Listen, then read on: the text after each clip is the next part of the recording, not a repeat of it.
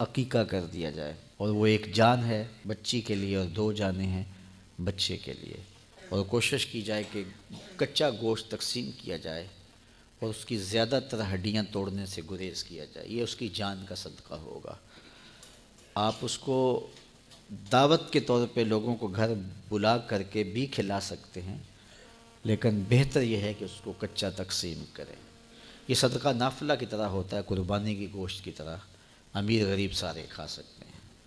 تو عقیقہ جو ہے وہ بچے کا یہ سنت ہے، اور 7ویں دن اس کے بال بھی اتروا دیے جائیں، اور بال اتروا کے سر پہ زعفران یا کوئی چیز مل دی جائے، اور بالوں کے وزن کے برابر چاندی خیرات کر دی جائے، اور 7ویں دن ہی بچے کا کوئی اچھا سا نام رکھ دیا جائے۔ اللہ کو جو محبوب ترین نام ہیں وہ عبداللہ اور عبد الرحمن ہیں، تو یہ عبد کی اضافت کے ساتھ اسماء باری میں سے کوئی نام رکھ دیا جائے، اور اللہ کے ناموں پر جب نام رکھا جائے تو پکارتے ہوئے عبد کی اضافت کے ساتھ ہی پکارا جائے۔ اگر نام عبد الرحمن رکھا ہے تو رحمان صاحب نہ کہیں، عبد الرحمن ہی کہیں۔ عبد الغفار رکھا ہے، عبد الجبار رکھا ہے، عبد الرحیم رکھا ہے تو رحیم صاحب جبار صاحب نہ کہیں، بلکہ اس کو عبد الرحیم اور عبد الجبار کہہ کے ہی پکاریں پورے نام سے۔ یا پھر فرمایا سمو باسمی، اپنی اولاد کا نام میرے نام پہ رکھو۔ حضور کے اسماء مبارکہ کے ناموں سے اپنی اولاد کا نام رکھا جائے۔ اپنے بیٹے کا نام محمد رکھا جائے یا احمد رکھا جائے، یا حضور کے مبارک اسماء میں سے کوئی نام اپنی اولاد کا رکھا جائے۔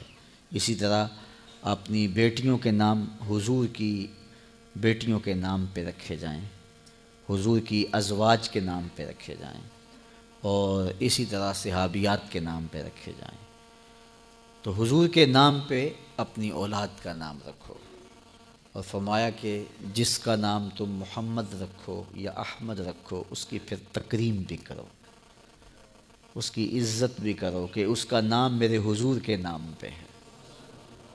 ایاس کا بیٹا، اس کا نام محمد تھا، اور محمود غزنوی کی وہ خدمت کیا کرتا تھا۔ ایک دن بادشاہ نے پکارا، ایاس کے بیٹے میری بات سنو۔ تو خیر اس نے جو خدمت تھی وہ پیش کی، تو اپنے باپ کو بتایا کہ آج بادشاہ سلامت نے مجھے محمد پکارنے کی بجائے ایاس کے بیٹے کہہ کے پکارا ہے۔ تو جب نام سے ہٹ کے پکارا جائے تو یہ ناراضگی کا اظہار ہوتا ہے۔ تو کہا کہ پتہ نہیں بادشاہ مجھ سے ناراض ہو گئے۔ تو یاز آیا، ہاتھ باندھ کے عرض کی، بادشاہ سلامت، بیٹے سے کوئی بے ادبی ہو گئی ہے؟ بادشاہ نے کہا کیا ہوا؟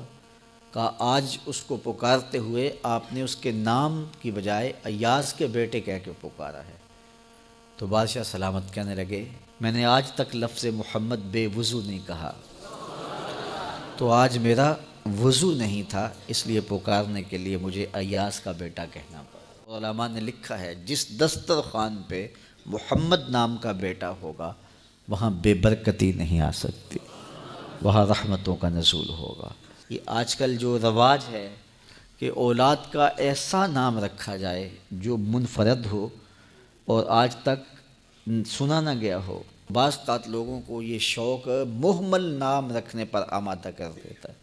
کئی نام ہم سنتے ہیں کہ ان کا کوئی معنی و مطلب ہی نہیں ہوتا، اور وہ بچے کا یا بیٹی کا نام رکھا ہوا ہوتا ہے۔ ایک صاحب نے اپنی بیٹی کا نام رکیبہ رکھا، تو میں نے کہا کہ یہ تم نے کیا نام رکھ لیا؟ رکیب اور رکیبہ تو بڑے معیوب سے لفظ ہیں۔ تو وہ کہنے لگا کہ قرآن میں رکیبہ کا لفظ آتا ہے۔ میں نے کہا وہ کس معنی میں آیا ہے؟ تو دوسری بات یہ ہے کہ قرآن میں تو اور بھی بہت سارے لفظ ہیں، ابلیس کا لفظ بھی ہے، اور بھی لفظ ہے، تو یہ نہیں ہے کہ قرآن میں آ گیا تو اب وہ نام بھی ہوگا۔ تو نام رکھتے ہوئے اس کے معنی و مطالب پر غور رکھا جائے کہ اس کا مطلب کیا بنتا ہے۔ بہت سارے نام ہیں، اللہ کے محبوب علیہ السلام نے ان ناموں کو تبدیل کیا، تو ایسے ناموں سے گریز کیا جائے جو مہمل ہیں یا ان کے معنی و مطالب مناسب